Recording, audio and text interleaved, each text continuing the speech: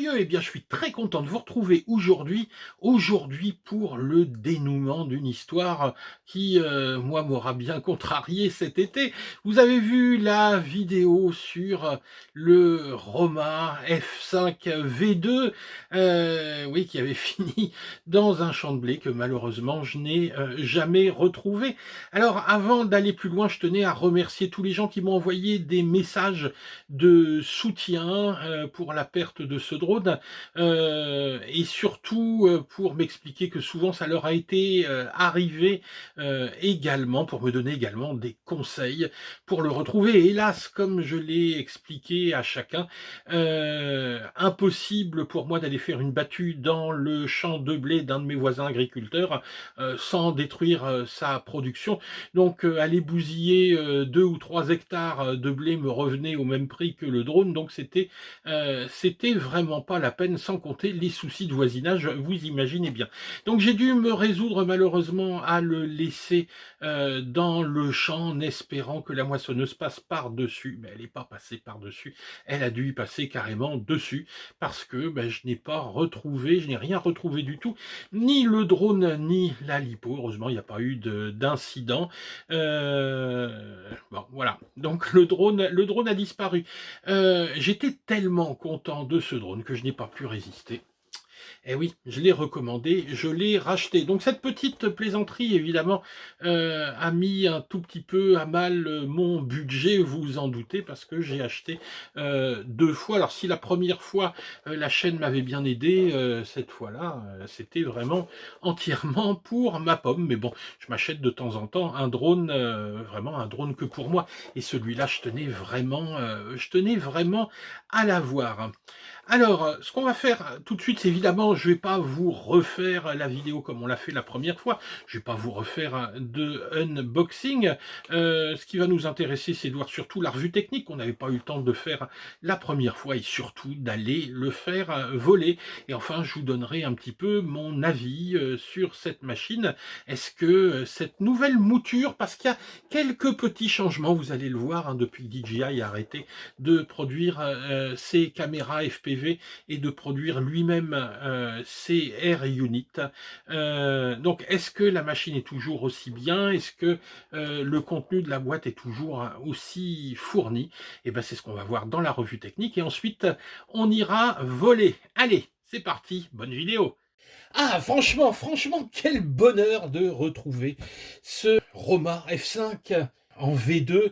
Alors, je dois vous dire quand même que j'en ai fait des cauchemars de cet appareil, forcément, hein, après en avoir perdu un.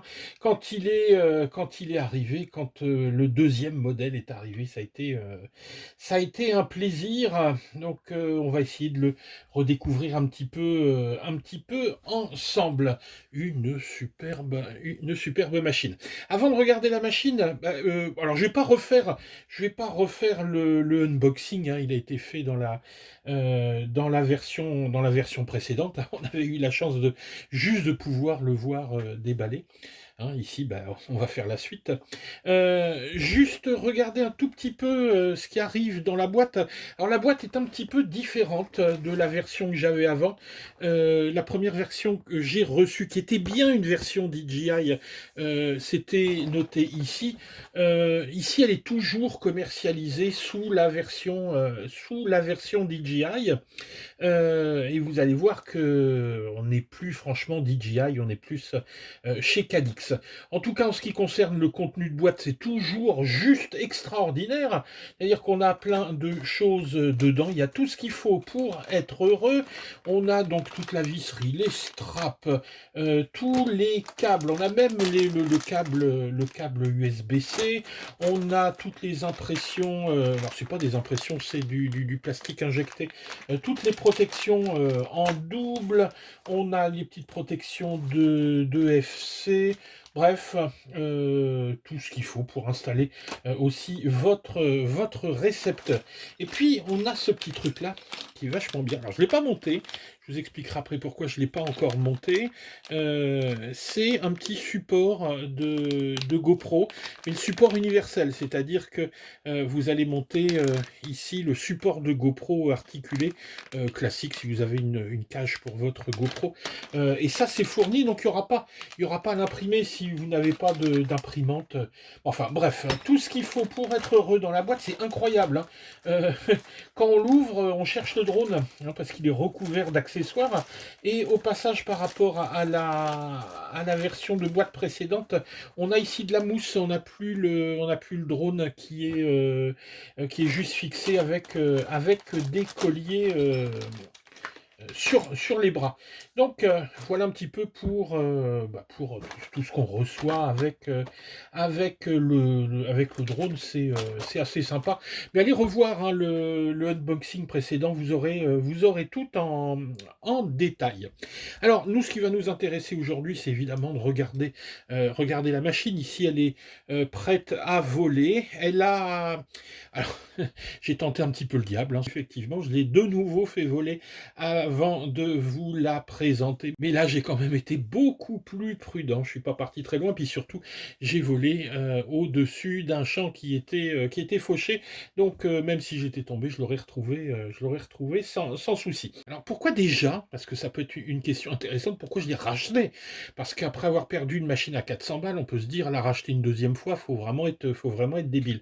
Parce que honnêtement, en 2 vols, avec la première mouture, j'en étais littéralement tombé amoureux. C'est mon plus beau, c'est le meilleur de mes 5 pouces. Actuellement, je vole avec un Sector 5 V3 avec le nouveau Nazgul F5. Et puis maintenant ce Roma F5 V2, et il n'y a pas photo, hein. Il n'y a pas photo. Le meilleur, c'est celui-là. Il est, certes, un petit peu plus cher, hein, que les autres, mais franchement, vu ce qu'on trouve dessus et vu, vous allez voir les specs de cet appareil, bon, bah, voilà, hein, il est au-dessus. Alors, tout d'abord, c'est vrai que pour ceux qui ont eu la version 1, il y a eu quelques plaintes au niveau de la solidité des bras qui, à l'époque, étaient en 4 ou 5. Ils sont passés en 6 mm, hein, sur les bras. Maintenant, ils sont indestructibles. C'est simple, hein, là, vous pouvez taper, il n'y a pas de souci. On a une frame qui est... voilà, hein, je pense que c'est un char d'assaut, hein. On est ici sur une version en X, évidemment. Chez Diaton, c'est simple. Ils ont trois gammes. Ils ont la gamme des F comme freestyle, donc avec donc une frame en X. Ils ont la gamme des LR, long range, avec, je crois, elle est en H, H ou en Det 4, je ne sais plus exactement, ça faudrait vérifier.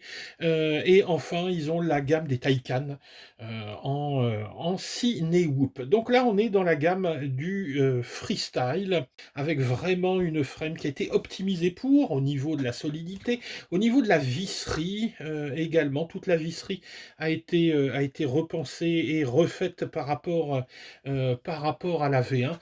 Donc on a quelque chose de fiable, quelque chose de costaud. Au niveau de la taille, on a ici un beau bébé là. On a 23 cm à peu près, hein, d'empattement de moteur à moteur. Donc c'est évidemment un 5 pouces. Au niveau du poids, alors sans batterie, évidemment, attendez, je cherche 439,6 grammes. Sans la sangle, sans le récepteur également. Donc voilà, en PNP, on est à un peu plus de 400 grammes, 440 grammes. Oui, d'ailleurs, je dis PNP parce que moi, je l'ai acheté en PNP. En fait, j'ai pas bien fait gaffe. La première version, je l'avais acheté, voilà, en PNP également. Et puis, je me suis aperçu ici, après l'avoir commandé en PNP, qu'elle est maintenant, cette version, disponible en BNF. Donc, vous pouvez l'avoir avec un récepteur FR Sky en D16 ou avec le TBS Crossfire. Étant donné que vous avez un Air Unit, si vous avez la radio DJI, donc pas besoin de mettre un récepteur, Vous avez la réception ici qui est intégrée à l'intérieur. Alors, c'est vrai que au niveau de la boîte, ici, ils ont arrêté de parler de version DJI. Pour quelle raison? Bah, c'est tout simple.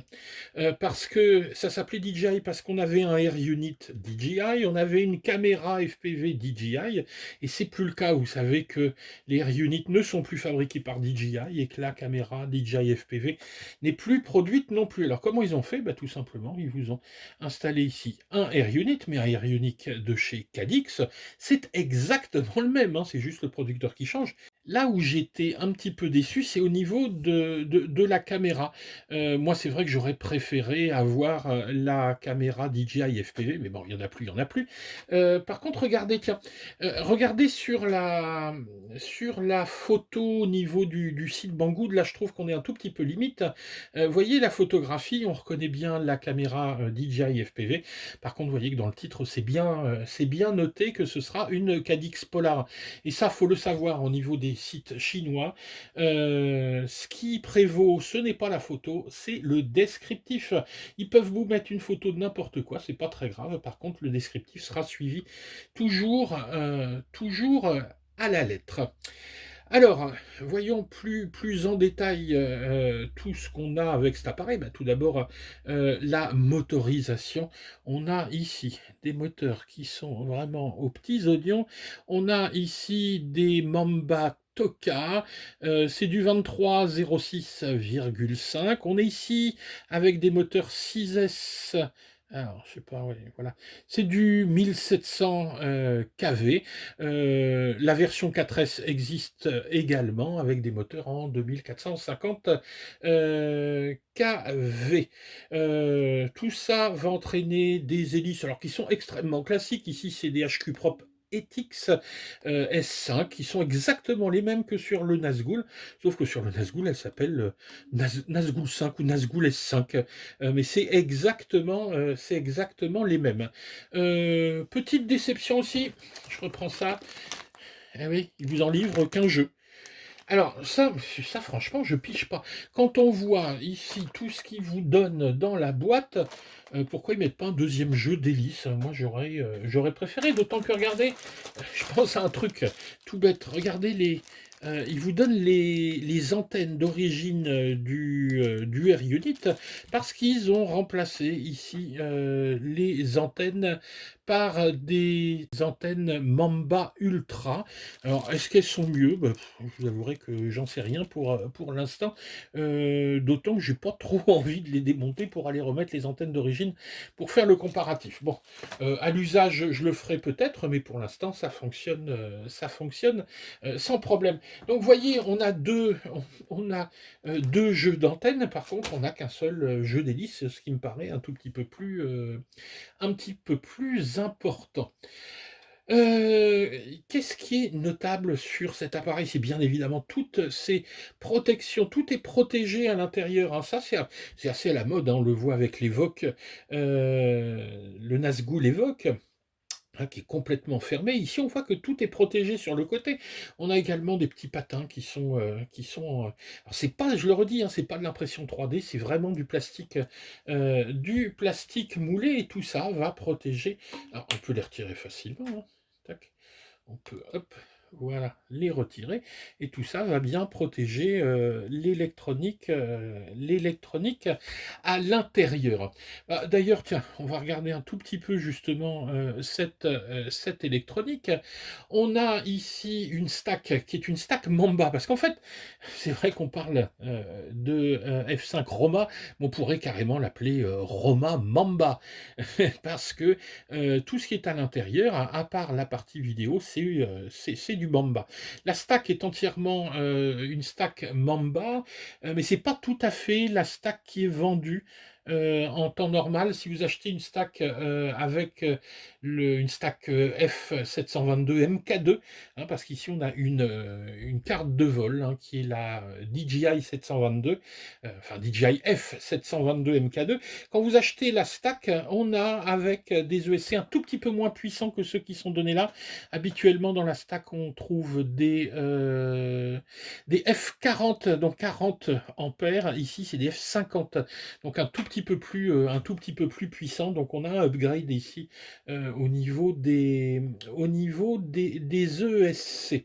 Au passage, ici, c'est une stack qui est une stack compatible DJI, ce qui fait que, imaginons, vous voulez démonter votre Air Unit pour le mettre ailleurs, c'est juste une prise enlevée. Donc vraiment, il y a pas à s'embêter, aucune soudure. Donc vous pouvez très bien transférer ce Air Unit là sur une autre machine avec une stack compatible DJI. Ça se fait en 20 minutes. Donc ça peut être intéressant si vous refaites un autre quad et que vous ne voulez pas réinvestir dans un second Air Unit. D'ailleurs, bon, bah, on peut parler de ce Air Unit, et c'est pour ça que j'ai voulu vraiment reprendre ça, pas avec le Cadix Vista, mais avec le Air Unit, c'est l'existence du DVR. Là, vous allez voir que quand vous filmez avec cette machine, bah, il n'y a quasiment pas besoin de caméra HD avec. C'est pour ça d'ailleurs que le petit support dont je vous parlais tout à l'heure, bah, je l'ai pas monté. Vous allez voir les images. Il n'y a pas de vibration, il n'y a pas de vibration sur cet appareil. On n'a pas de jello. Donc moi je me suis même pas embêté à monter ma caméra HD dessus. En tout cas ma caméra sport dessus. J'ai filmé avec la Cadix Polar.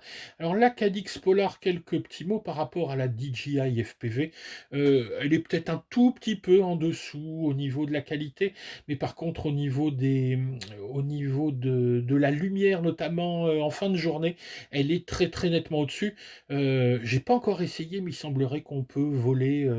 Alors peut-être pas la nuit, mais en tout cas éclairé par des réverbères, des choses comme ça. Je sais que j'ai vu des vidéos où ça se faisait sans problème. Donc au niveau vidéo, un Air Unit et une Cadix Polar. Qu'est-ce que j'ai d'autre à vous montrer? Bah oui, le petit module ici GPS, qui est un module M22. Le petit condo ici, hein, qui est bien intégré, puis surtout bien refroidi.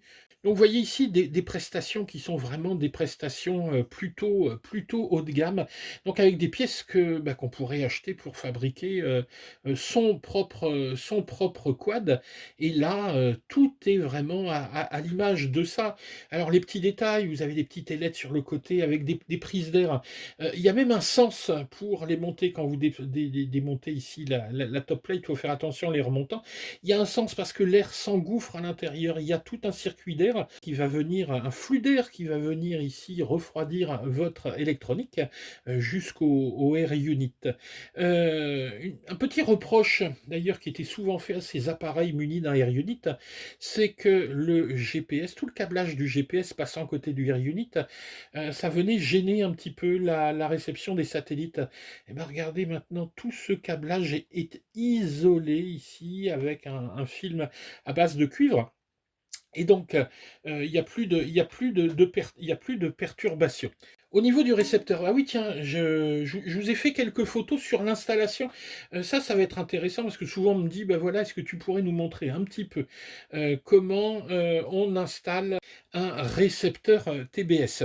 Alors, pour installer ce TBS, ici c'est relativement simple parce que vous avez une petite prise qui est déjà prête, et donc on vous fournit le câble qui est juste à souder sur votre Air Unit. Le tout, c'est de connaître ici l'ordre des câbles. Alors c'est vrai qu'on vous dit attention, alors noir sur noir, rouge sur rouge, le TX sur le RX sur le TX. Ici c'est tout simple. Regardez, vous avez un ordre au niveau des soudures sur l'AFC, noir, rouge, jaune et blanc. Excusez-moi, je regarde. Noir, rouge, jaune et blanc. Et bien vous reproduisez exactement la même chose sur votre récepteur, sachant que le noir, c'est la petite case qui est carrée. Donc vous commencez avec le noir, puis vous soudez le rouge, le jaune et le blanc, et basta, c'est terminé. Ensuite, vous branchez. Remarquez, moi, la façon dont je place mes câbles, j'inverse, hein. J'inverse les câbles plutôt que de les faire sortir, je les fais rentrer. Et je fais pareil avec l'antenne, ce qui fait que, vous voyez, en en mettant ma gaine thermo, j'ai une meilleure protection en cas d'arrachement. Au niveau du bind, alors là, ça pose pas de problème parce que le Nano RX étant neuf, bah, il est prêt à être bindé. Vous le branchez, vous appuyez sur le bind de la radio, basta, c'est terminé. Il n'y a même pas besoin de le réinitialiser. Voilà, hein. Donc, vous voyez, c'est pas bien compliqué d'installer ce récepteur TBS. Moi ici, je l'ai fixé sur la top plate par un petit collier. Alors, j'ai pris un collier orange pour rappeler les couleurs. Et puis, bah, il y a de la place, hein. Attendez, ouais. Il y a de la place là-dessous pour le placer. Il est même refroidi, donc aucun souci. Alors c'est plein de petits détails, moi que je trouve sympa. Regardez notamment cette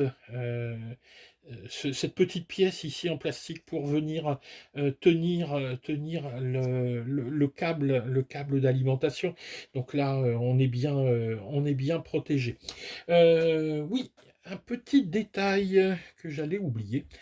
C'est ça, ici, ces petites pièces de protection à l'avant. Et ben moi je les ai retirées. Vous voyez, on a des petites pièces de protection. Je les ai démontées pour quelle raison? Et ben c'est que quand vous les laissez, on a tendance à les voir, elles sont un peu épaisses, on a tendance à les voir au niveau de la caméra. Alors bizarrement, on les voit d'un côté. Je pense que la caméra, faudrait la réaxer un tout petit peu. Il faut que je vois au niveau des vis. Ça doit être un petit peu décalé. Bref, on voyait ces petites protections sur le côté. Donc je les ai virées. Je les remettrai peut-être après, mais vous voyez que voilà, hein, la cage, il y a une petite cage de protection pour la caméra. Ou la deuxième solution serait d'avancer la caméra, mais dans ce cas-là, elle va dépasser, puis là, elle serait plus protégée du tout. Donc j'ai trouvé que cette solution était pas mal de virer ces deux petites protections. Donc comme je vous disais, c'est un 6S, donc on va fonctionner avec des batteries évidemment en 6S. Donc moi ma petite sélection c'est comme d'habitude effectivement du Tattoo, les Funfly que j'aime beaucoup, ou les CNHL Black Series, éventuellement du Gaoneng. J'ai ici une Gaoneng en 1550, elle est un petit peu plus lourde mais j'ai un petit peu plus d'autonomie avec, ce qui ne vous interdit pas évidemment de voler en 4S, hein, ici les mini-stars de chez CNHL. De toute façon, je vous mets en dessous tous les liens dans la description, donc si vous voulez retrouver tout ça, que ce soit l'appareil, que ce soit les batteries, ou les petits accessoires dont on peut avoir besoin. Je pense notamment à ça. Il y a un buzzer intégré. Et regardez la place qu'il a, ce buzzer. Voilà, on pourrait encore mettre plein de choses à l'intérieur. Seulement, bah, il n'est pas autonome, évidemment. Donc moi, j'ai ce petit, et ça, je vais évidemment vite le monter, le V-Fly Beacon, qui est un buzzer autonome, mais totalement autonome, c'est-à-dire qu'il n'y a pas besoin de le brancher sur la carte de vol. Celui-là, il est vraiment autonome, il détecte le choc si vous cassez la gueule. Et puis il se met à biper. Bon, il y a plein de petits tutos hein, sur le fonctionnement de ce petit truc que je fixerai tout simplement sur un bras. Bah écoutez, je pense qu'on a fait à peu près le tour de la machine. Ce qu'on va faire maintenant, bah, c'est bien évidemment, on va aller voler. Alors, bah, comme toujours, hein, si cette vidéo vous a plu, vous pensez à vous abonner, vous pensez à nous mettre, hop, ici un petit pouce vers le haut. Et si vous commandez à utiliser nos liens, c'est le seul moyen de soutenir notre chaîne et de vous proposer comme ça du contenu qui vous plaît. Alors, eh ben, le moment est venu. Et là, c'est vraiment un intense plaisir pour moi parce que, je vous l'ai dit, hein, j'en ai rêvé tout l'été de cet appareil qui était paumé quelque part dans le blé, qui a été détruit par une moissonneuse. Bon, ben voilà, c'est la vie. Mais enfin, donc il est de retour. On va aller le voir voler, et puis on se retrouve juste après le vol. Je vous dirai ce que j'en pense. Allez, c'est parti, on est parti voler.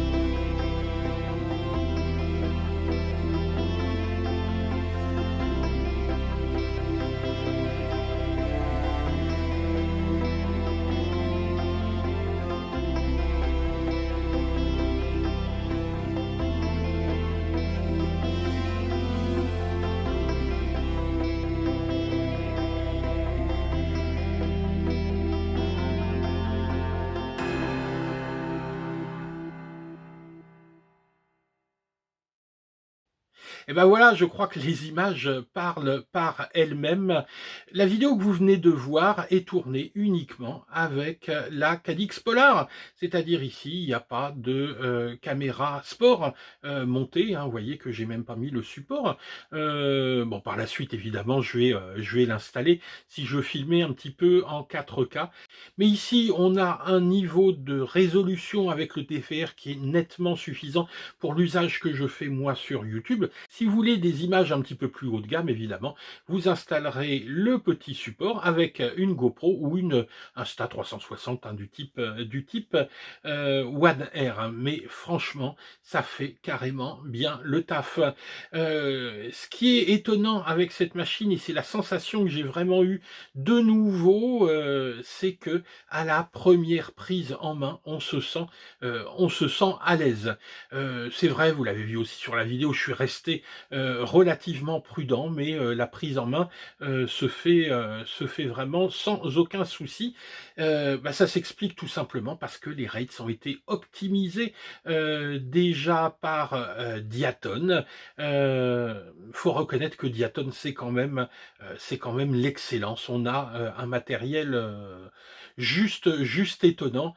L'association Diaton Mamba, je vous garantis, c'est comme ça. Allez, ciao les gars!